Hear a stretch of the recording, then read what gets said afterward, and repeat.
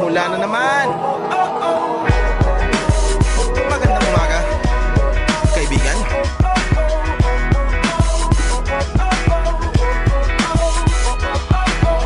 Eto na naman tayo bago simula.